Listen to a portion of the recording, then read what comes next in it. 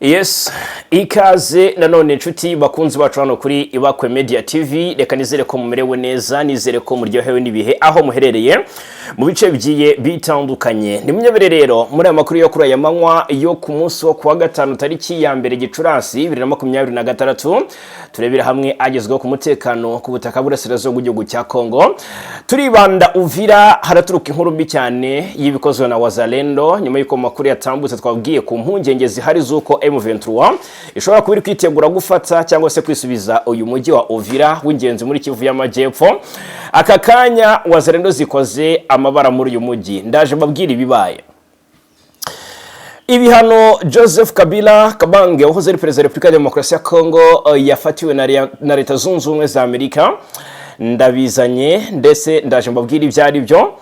Ariko hari amacenga ari muri ibi bihano abenshi bari guhuriza bavuga bati kuba Leta Zunze Ubumwe za Amerika zafata umwanzuro wo guhana Joseph Kabila ni ibintu donc birimo amanyanga cyangwa se birimo amacenga. Turaje tubabwira ibyari byo.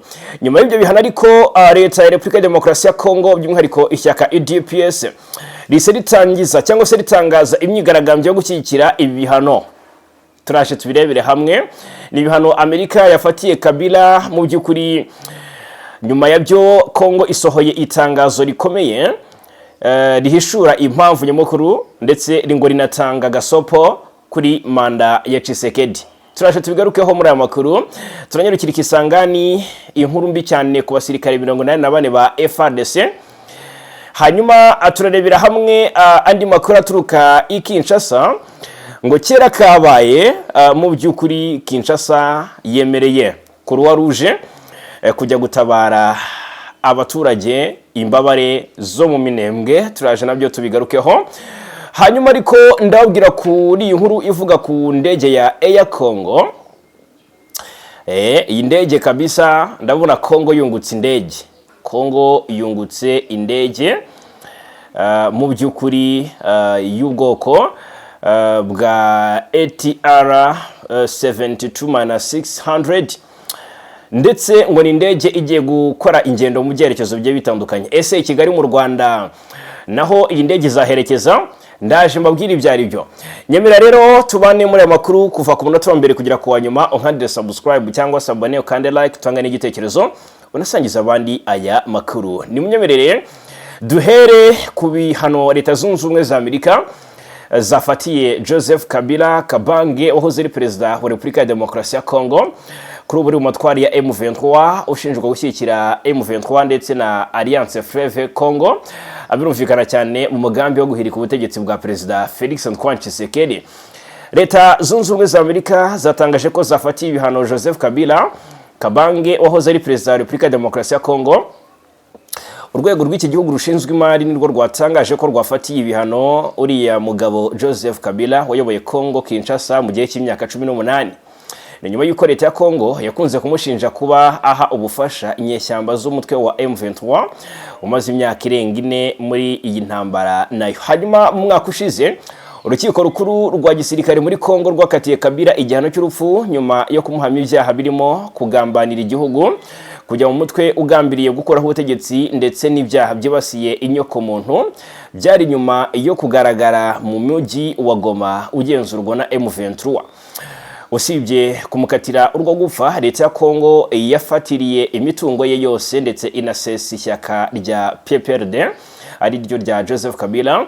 Hanyuma Amerika ikavuga ko yagarutse muri Kongo afite umugambi wo guhungabanya guverinoma ya Kongo binyuze mu guha ubufasha AFC M23.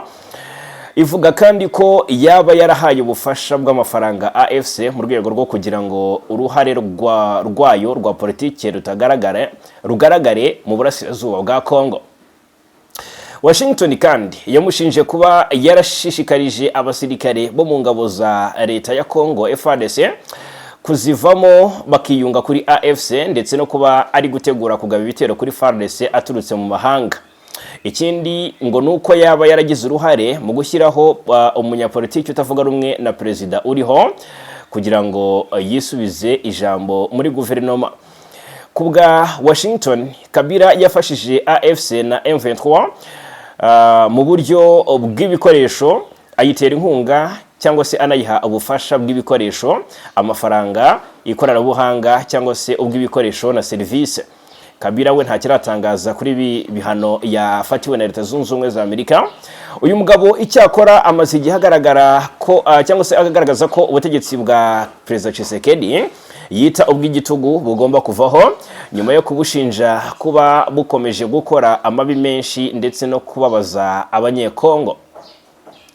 Ibi bihano Joseph Kabila yafatiwe na Leta Zunze Ubumwe za Amerika nahoze mbona byatangajwe mu by'ukuri na Scott Bessent, ni minisitiri w'imari wa Leta Zunze Ubumwe za Amerika, avuga ko rwose ari icyemezo cya Perezida Trump cyo gufungura inzira y'amahoro muri Repubulika ya Demokarasi ya Kongo, ngo kandi ngo yagaragaje neza ko abakomeje guteza umutekano muke bazabibazwa. Ngo rero ni minisiteri y'imari ya Leta Zunze Ubumwe za Amerika ngo izanakomeza gukoresha uburyo bwose ifite kugira ngo ishyigikire ubusugire bw'amasezerano ya Washington yasinyiwe Washington mu mpera z'Ukuboza umwaka wa 2025. Amerika bivuze ko niba afatiye Joseph Kabila Kabange ibihano, ubwo imitungo ye yose iri mu maboko ya Amerika irahagaritswe, cyangwa se imitungo ye yose iri muri Leta Zunze Ubumwe za Amerika nta kibifiteho uburenganzira. Hanyuma ariko Perezida Kabila yashyizwe ku rutonde ngo rw'abitwa ngo ni especially designated national cyangwa se SDN ku itariki 30 Mata n'ishami rya Minisiteri y'Imari rishinzwe kugenzura imitungo y'abanyamahanga ikizwe nka Office of Foreign Assets Control cyangwa se OFAC. Ni mu rwego rwa gahunda ya DR Congo kubera imikoranire ye na AFC23.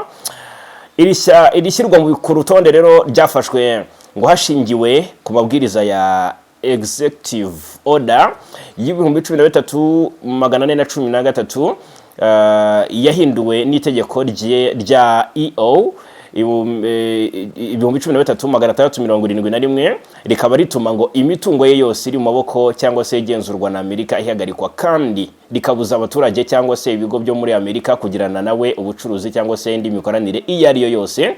Ibi rero kandi byiyongera ku guhagarikwa kw'ishyaka rye rya PPRD. Ifatirwa ry'imitungo ye ryategetswe na Kinshasa ndetse n'igihano cy'urupfu yakatiwe adahari mu rukiko mu Kwakira 2025 n'urukiko rukuru rwa gisirikare rumushinja ubugambanyi, ibyaha by'intambara no kugira uruhare mu mutwe w'abarwanyi urwanya ubutegetsi bwa Repubulika Iharanira Demokarasi ya Kongo. Nyuma y'ibi bihano Leta Zunze Ubumwe za Amerika zafatiye Joseph Kabila Kabange muri Kinshasa, bahise bategura igisa nk'imyigaragambyo ngo yo gushyigikira ko ibihano byari bikwiye cyangwa se yo guhamya ko ibihano byari bikwiye kandi byatinze. Ni imyigaragambyo mu by'ukuri nk'uko iri shyaka riri ku butegetsi muri Repubulika ya Demokarasi ya Kongo UDPS rya Perezida Tshisekedi ryatangaje ko riteganya gukora imyigaragambyo rikayikorera mu murwa mukuru Kinshasa kuri wa gatanu tariki 2 igamije kugaragaza inkunga ku bihano Leta Zunze Ubumwe za Amerika zafatiye uyu Joseph Kabila. Nk'uko bitangazwa n'iri shyaka, iyi myigaragambyo igamije gushyigikira icyemezo cya Leta Zunze Ubumwe za Amerika cyafashwe n'ubutegetsi bwa Donald Trump, aho Kabila ashinjwa kugira uruhare mu bibazo by'umutekano muke n'intambara zikomeje kugaragara muri Burasirazuba bwa Repubulika ya Demokarasi ya Kongo. Hanyuma ubuyobozi bwa UDPS buravuga ko ibihano byafatiwe Kabila ari intambwe igamije kugaragaza ukuri ku bibazo by'umutekano muke bimaze igihe mu Burasirazuba bw'igihugu cya Kongo, aho ihuriro Alliance Fleuve Congo rihanganye n'ihuriro rihanganye na guverinoma ya Kinshasa. Hanyuma iri shyaka rivuga ko imyigaragambyo igamije kandi kugaragaza ko abaturage bashyigikiye ingamba mpuzamahanga zifasha kugarura amahoro, igamije kandi gusaba ubutabera ku bantu bose bashinjwa kugira uruhare mu bibazo by'umutekano, igamije kandi ngo kwerekana ko ubutegetsi buriho bukiza imbere amahoro n'umutekano w'igihugu. Ni icyemezo cya Leta Zunze Ubumwe za Amerika cyo gufatira Joseph Kabila Kabange ibihano, imwe mu nkuru iri kuvugwa cyane muri aka karere k'ibiyaga bigari. Hanyuma ukibaza utese ibi bihano Leta Zunze Ubumwe za Amerika zafatiye Joseph Kabila mu by'ukuri bivuze iki? cyangwa se ni iyihe mpamvu nyamukuru? Mu mpamvu nyamukuru zatanzwe n'uruhande rwa Amerika hagarutswe cyane ku cyemezo cyafashwe n'ubutegetsi bwa Kabila cyo gusubika amatora y'umukuru w'igihugu mu buryo bunyuranyije n'itegeko nshinga, bikozwe mu gihe cy'imyaka 2 irenzeho manda yari yemewe. Iyi myanzuro yafashwe rero ngo mu bihe byateje impagarara zikomeye mu gihugu, abaturage n'imiryango mpuzamahanga bagaragaza ko ngo byari ukwica amahame ya demokarasi no gutesha agaciro inzego z'amategeko.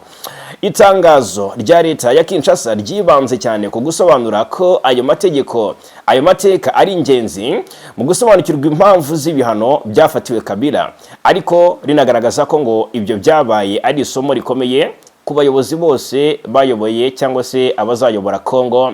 By'umwihariko iri tangazo ngo rikumvikanisha ko mu by'ukuri ibikorwa byo kunyuranya n'itegeko nshinga bishobora kukurura ingaruka zikomeye zirimo ibihano mpuzamahanga, kwangirika kw'isura y'igihugu ndetse no guhungabanya umutekano w'imbere mu gihugu. Ikindi cyagarutsweho mu byo cyangwa se mu buryo bwihariye ngo nuko iri tangazo rifatwa nk'ubutumwa butaziguye ku buyobozi buriho bwa Perezida Tshisekedi mu gihe hari ibiganiro n'impaka zikomeje kuvugwa mu mushinga ushobora guhindura itegeko nshinga, cyane cyane mu gihe manda ya nyuma ya Tshisekedi iri kugana ku musozo dore ko izarangira mu mwaka wa 2028. Leta ya Kongo Kinshasa kandi yagaragaje ko hakenewe ubushishozi n'ubwitonzi bukomeye mu byemezo byose bifitanye isano n'amategeko shingiro. Ubwo rero abakurikiranira hafi ibyo muri Repubulika Demokarasi ya Kongo baragaragaza ko uku kugaruka ku mateka ya Kabila mu itangazo rya leta bifite igisobanuro kirenze kuri byahise, kuko bishobora kuba ari uburyo bwo kwerekana umurongo leta ishaka gukurikiza mu kubahiriza amategeko no kwirinda amakosa yashyize igihugu mu bibazo mu bihe byashize. Bemeza ko ibi bishobora no gufatwa nk'uburyo bwo kugerageza kugarura icyizere cy'abaturage nk'abafatanyabikorwa n'abafatanyabikorwa mpuzamahanga. Nshuti bakunzi bacu, ndagira ngo mumbwire, ese ibi bihano Leta Zunze Ubumwe za Amerika zafatiye Joseph Kabila bizakurikizwa? Imitungo ye yose hafi yose kiragiwe, nyaboneka hafatiriwe yihe? Ni iyihe mitungo ya Kabila iri mu biganza bya Leta Zunze Ubumwe za Amerika? Ashobora kugira imitungo muri Amerika, ariko se iyimwanditseho ni iyihe? Aha ngaha ikiri kugaragazwa nk'uko abasesenguzi bagiye babivuga,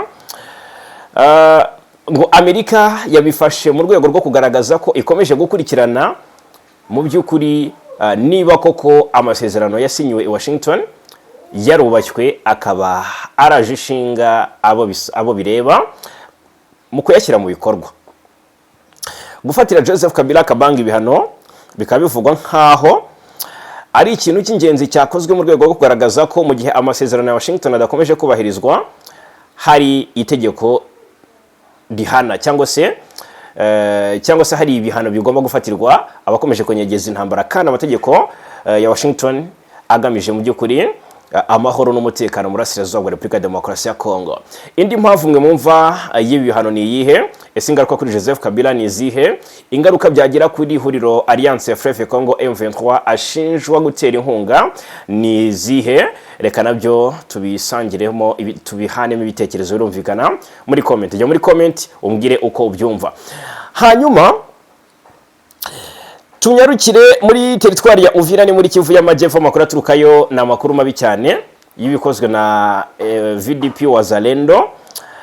Iyi Wazalendo iri guteza umutekano muke muri mujyi wa Uvira, ukomeje kuzamba. Biravugwa ko hishwe umuntu. Na makuru yize aturuka muri uyu mujyi wa Uvira ni mu ntara Kivu y'Amajyepfo, aravuga ko umutekano ukomeje kuzamba. Mu ijoro ryo kuri wa 4 tariki 30 Mata zishyiri ya mbere Gicurasi, havuzwe urupfu rw'umukobwa warashwe n'abarwanyi ba Wazalendo, nk'uko amakuru yatanzwe n'abaturage bari hafi yabo byabereye abivuga. Uwo mukobwa wari mu kigero cy'imyaka iri hagati ya 17 na 20 y'amavuko, yarasiwe mu gace ka Kalimabenge ahazwi nko kupikana mu majyaruguru y'uyu mujyi wa Uvira. Umutangabuhamya wavuganye n'imboni yacu yagize ati, twumvise urusaku rw'amasasu nyuma tumenya ko Wazalendo barashe umukobwa wari ukiri muto cyane. Andi makuru akomeza avuga ko uwo mukobwa yarashwe amasasu 3 arimo iryamwinjiriye mu mugongo rikanyura mu nda. bikamuviramo gupfa by'ako kanya. Ibi byabaye mu gihe Wazalendo bakomeje gukorana byafi n'ingabo za leta ya Congo FARDC ndetse n'abafatanyabikorwa barimo ingabo z'u Burundi mu bikorwa bya gisirikare biri kubera muri ako gace ka Uvira. Abaturage baganiriye n'imboni yacu bayigaragarije impungenge zikomeye ku mutekano wabo, bavuga ko ibikorwa by'ubwicanyi n'ihohoterwa bikomeje kwiyongera. Hari n'abavuga ko bisigaye cyangwa se basigaye babaho mu bwoba budasanzwe kuko barara amajoro batinya amasasu. Umuturage umwe wo muri Uvira ati buri munsi tubona abantu bicwa na Wazalendo na FARDC bari kuduteza umutekano muke, turifuza ko ubuyobozi bwagira icyo bukora. Ubwo rero nubwo ayo makuru akomeza kuvugwa, ubuyobozi bwa gisirikare muri ako gace ntiburagira icyo buyatangazaho. Ibintu bikomeje guteza urujijo n'impungenge mu baturage. Ibi bibaye mu gihe imirwano ikomeje mu bice byinshi by'Uburasirazuba bwa Kongo, ihuriro ry'ingabo za leta ya Kinshasa rikomeje kwesurana na M23. Ni Uvira irimo impungenge z'umutekano, ndetse hakomeje gutangwa n'impuruza z'uko bishoboka ko mu by'ukuri iyo Uvira ishobora kongera kubera imirwano, ndetse ko M23 iri kugenda yitegura kwisubiza uyu mujyi. Ni bitangazwa nabo ku ruhande rwa guverinoma Kinshasa, bavuga ko bari gutanga impuruza ku mutekano, ndetse ngo n'igitero gishobora kugabwa n'ihuriro M23, bo banavugamo RDF, ngo gishobora kugabwa mu minsi ya vuba. Bavuga ko rwose iminsi yegereje ngo iki gitero gishobora kuba kigiye kugabwa. Nk'uko bigaragara ni mu nyandiko yasomwe rishyirahamwe ryo kwitabara ry'abanyekongo ryitwa ngo ni FADICO, ryatangaje ko habonetse ibikorwa byo kwimura ingabo mu midugudu ya Magunda ndetse na Rumenuko iherereye mu gace ka Mwenga, ni hafi kilometero 60 uvuye mu mujyi wa Uvira. Aha hantu hakaba bivugwa ko hifashishwa cyane nk'ahakusanyirizwa ingabo zigize ihuriro ririmo abarwanyi ba M23 ndetse ngo na RDF, umutwe wa Red Tabara ndetse n'imitwe yitwaje intwaro yatwirwaneho. Iyi raporo ikavuga ko hari imyiteguro y'igitero kizibanda cyane ku duce twa Remera ndetse na Bijombo, hagamijwe kurenga ku mirongo irinzwe n'abakorerabushake ngo ba VDP Wazalendo mu kurinda igihugu. Rero ngo no gukomeza berekeza Uvira. Hanavugwa ko ibi bikorwa ngo bishobora no kugira ingaruka mu karere cyane cyane ku gihugu cy'u Burundi gituranye n'agace ka Uvira. Mu guhangana n'iki kibazo rero ngo FADICO irahamagarira ingabo za leta ya Kongo, imitwe yitwaje intwaro ya Wazalendo ndetse n'ingabo z'u Burundi FDNB ziri muri ako karere kongera ubwirinzi no guhuza ibikorwa byazo. N'abayobozi ba gisirikare ngo baraburira ko hari ibyago byinshi ku baturage, haba abatuye mu byaro ndetse no mu mujyi wa Uvira. Abaturage basabwe gutuza ndetse no kwitwararika, banashishikarizwa gukorana bya hafi n'inzego z'umutekano no gutanga amakuru. Ni impungenge zikomeje kuba zose ku mutekano w'ahangaha muri teritwari ya Uvira, ni muri Kivu y'Amajyepfo. Ariko kandi mu by'ukuri mu gihe bikanga ko intambara ishobora kubura cyangwa se bakagabwa ibitero na M23, mu by'ukuri nabo ubwabo umutekano barawuzambya, bica abaturage ndetse bakora ibikorwa by'ubusahuzi bwitwaje intwaro n'ubugizi bwa nabi muri rusange. Hanyuma mu bice bya ahitwa Ikisangani haravugwa inkuru, ni mu ntara ya Chopo. Ikisangani abasirikare bahunze urugamba cyangwa se bagiye bahunga M23 igafata ibice ikabanesha, bari mu kaga gakomeye kuva kwa 2 tariki 29 Mata. Urukiko rwa gisirikare rwa Kisangani ruri kuburanisha abasirikare 44 bo mu ngabo za Republika Demokarasi ya Kongo FARDC, rero ngo bakaba bakurikiranyweho guhunga inyeshyamba za M23 bari bahanganye nazo ku rugamba. Aba basirikare baregwa ibyaha birimo guhunga umwanzi, kwica amabwiriza ya gisirikare, kwigumura no gupfusha ubusa amasasu. Aba basirikare bari kuburanishwa mu by'ukuri babarizwaga muri batayo y'ibihumbi 3415 ya FARDC yakoreraga Warikare muri Kivu y'Amajyaruguru. Ubushinjacyaha rero bubarega ko basubiye inyuma ubwo bari bahanganiye na M23 mu gace ka Rutoboko. Bavuga kandi ko nyuma yo guhunga ako gace batangiye kurasa mu kirere nubwo bari babujijwe kubikora, babujijwe nabo bakuriye. Hanyuma rero ubushinjacyaha kandi buvuga ko kwigumura kw'abari abasirikare kwatangiye ubwo bishyuzaga amafaranga y'umushahara batahembwe umuyobozi wa zone ya gatatu ya gisirikare rero babarizwagamo uyu niwe wiyambaje ubutabera mbere yuko batangira gukurikiranwa bijyanye no kuba ari benshi. Rero umunsi wa mbere w'iburanisha ry'abariya basirikare wibanze cyane ku kugenzura imyirondoro yabo. Kuwa mbere tariki 4 Gicurasi nibwo iburanisha ryabo rizasubukurwa. Hanyuma mu Minembwe mu by'ukuri inkuru ituruka iravuga ko kera kabaye Kinshasa yemereye Croix Rouge kujya gutabara ziriya mbabare zo mu Minembwe. Ku gicamunsi ku munsi w'ejo kuwa 4 tariki 30 Mata komite mpuzamahanga ya Croix Rouge yageze mu gace ka Minembwe ni mu burasirazuba bwa Kongo ijyanye ubufasha bw'ubuvuzi ku baturage bamaze imyaka igera kuri 9 babayeho mu ntambara z'urudaca. Abaturage batuye mu misozi miremire ya Minembwe bagaragaje ibyishimo n'icyizere cy'amahoro bavuga ko uku kuhagera k'uyu muryango ari ikimenyetso cy'uko ubuzima bushobora kongera gusubira mu buryo busanzwe. Hanyuma rero umuyobozi w'agace ka Minembwe Colonel Gikwerere Charles wakiriye izi ntumwa yavuze ko ubufasha bwazanywe bugamije gukemura ikibazo gikomeye cy'ibura ry'imiti cyari cyugarije abaturage. Ati nibyo kuri wa 4 tariki 30 Mata komite mpuzamahanga y'umuryango w'ubutabazi yageze hano ku mugoroba twabakiriye batubwira ko baje gutanga ubuvuzi ku baturage. Hano hari ikibazo gikomeye cy'ibura ry'imiti, turizera ko ubufasha bwabo bugiye gufasha abaturage. Ibi bibaye mu gihe ibikorwa by'umutekano muke bikomeje aho ingabo za Congo FARDC zifatanyije n'iz'u Burundi zikomeje kugaba ibitero ku baturage bako gace. Ubu rero abaturage benshi bavuga ko batakijya mu mirima yabo kubera gutinya umutekano muke. Abasesenguzi mu bya politiki bakavuga ko imyigaragambyo iherutse kubera mu bihugu bitandukanye birimo Leta Zunze Ubumwe za Amerika, Kenya ndetse na Canada yakozwe n'abanyekongo b'abanyamulenge bamagana ubutegetsi bwa Kinshasa ndetse n'ubw'Ibijumbura gishobora kuba yarashyize igitutu ku buyobozi bwa Perezida Felix Antoine Tshisekedi. Hari n'amakuru avuga ko bamwe mu banyamulenge bashinjwa gufata mu mugongo bene wabo bakomeje gutegura imyigaragambyo mu Burundi igamije kwamagana u Rwanda ndetse n'abandi banyamulenge bagaragaje ibitekerezo byabo mu myigaragambyo iherutse.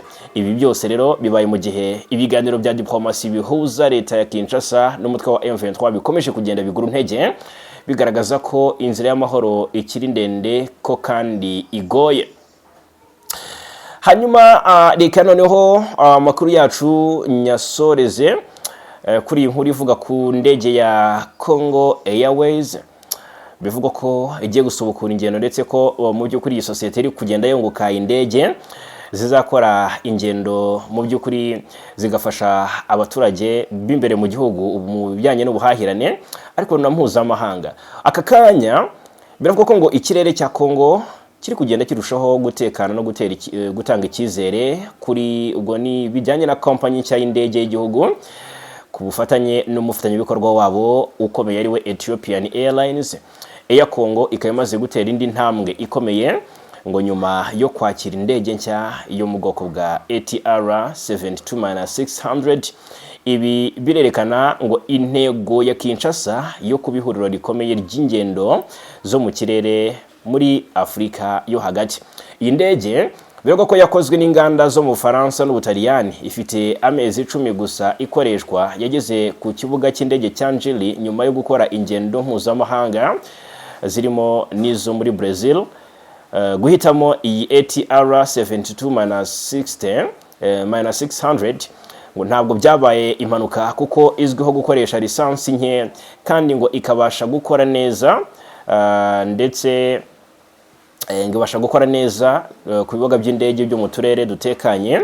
Ibintu rero ngo bifasha mu guhuza ibice bya Congo. Ubunyamwuga n'imikorere bya Ethiopian Airlines rero ngo ifite imigabane ingana na 49 ndetse bikanacunga ibikorwa by'ingenzi bya kompanyi ngo biri gutanga umusaruro mu guha iyi sosiyete inshingano zo kwita ku isanwa ry'indege, guhugura abakozi ndetse no gutegura ibikorwa by'ingendo. Iyi Air Congo yahise ibona icyizere ku rwego mpuzamahanga. Yes, ngaye nguko rero reka mbashimire cyane kubana natwe muri aya makuru yo kuri aya manywa yo kuwa gatanu tariki ya mbere z'ukwa gatanu 2026 gatanu kuri gatanu hano kuri Ibakwe Media TV turakomeza kubana.